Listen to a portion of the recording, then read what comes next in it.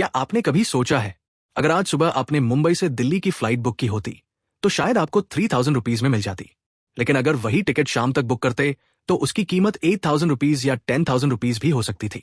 Airlines में ऐसा होना बिल्कुल सामान्य है, लेकिन भारतीय रेलवे में मुंबई से दिल्ली की स्लीपर टिकट महीनों पहले हो या यात्रा से एक दिन पहले, उसकी बेसिक कीमत लगभग वही रहती है।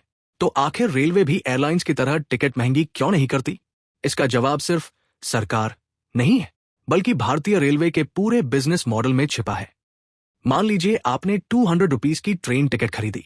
अब आपको लगेगा कि रेलवे ने 200 रुपीज कमा लिए, लेकिन असलियत कुछ और है। आपकी इस यात्रा पर भारतीय रेलवे का वास्तविक खर्च लगभग 351 रुपीज आता है, यानी आपने केवल 200 रुपीज दिए, जबकि लगभग 151 रुपीज रेलवे को कही और से जुटाने पड़ते हैं। इसीलिए टिकट पर अक्सर लिखा होता है, Indian railways recovers only 57% of the cost of travel. इसका मतलब है कि आपके टिकट से यात्रा की पूरी लागत नहीं निकलती। अब सबसे बड़ा सवाल, अगर यात्री पूरी कीमत नहीं दे रहे तो रेलवे का खर्च चलता कैसे है? इसका जवाब है मालगाड़ियां। हर दिन भारतीय रेलवे कोयला, सीमेंट, स्टील, खाद्यान्न, पेट्रोलियम और हजारों कंटेनर देश भर में पहुंचाती है।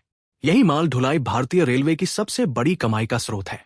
वित्तीय वर्ष 2024-25 के बजट अनुमान के अनुसार भारतीय रेलवे को माल ढुलाई से लगभग 1.8 रुपीज लाख करोड़ की आय होने का अनुमान है, जबकि यात्रियों से होने वाली आय लगभग 80,000 रुपीज करोड़ है। यानी रेलवे की सबसे बड़ी कमाई यात्रियों से नहीं, बल्कि मालगाड़ियों से होती है। अब एयरलाइंस को देखिए, एयरलाइन कंपनियों के पास माल ढुलाई का इतना बड़ा नेटवर्क नहीं होता। उनकी कमाई का सबसे बड़ा स्रोत यात्री ही होते हैं। इसलिए जैसे ही ईंधन महंगा होता है, मांग बढ़ती है या सीटें कम बचती है, टिकट की कीमत भी बढ़ जाती है। लेकिन भारतीय रेलवे माल ढुलाई से कमाए गए पैसे का उपयोग यात्री सेवाओं को किफायती बनाए रखने में भी करती है। इसे आसान भाषा में क्रॉस सब्सिडी कहा जाता है, यानी मालगाड़ियों की कमाई यात्रियों की यात्रा को सस्ता रखने में मदद करती है। अब कई लोग कहेंगे, अगर रेलवे टिकट पर पूरी लागत नहीं वसूलती तो क्या रेलवे हमेशा नुकसान में रहती है? जरूरी नहीं, क्योंकि भारतीय रेलवे केवल टिकट बेचने वाली कंपनी नहीं है। यह दुनिया के सबसे बड़े परिवहन नेटवर्क में से एक है। यात्री सेवा, माल ढुलाई, पार्सल, स्टेशन पर दुकानें, विज्ञापन और कई अन्य स्रोतों से भी इसकी आय होती है।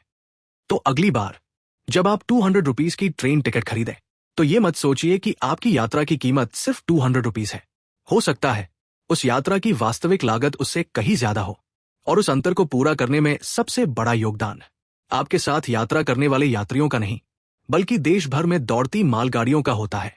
इसीलिए भारतीय रेलवे आज भी करोड़ों लोगों के लिए दुनिया की सबसे किफायती परिवहन सेवाओं में से एक बनी हुई है। अगर आपको ऐसी ही रेलवे से जुड़ी दिलचस्प बातें और आंकड़ों पर आधारित वीडियो पसंद है तो चैनल को जरूर सब्सक्राइब करें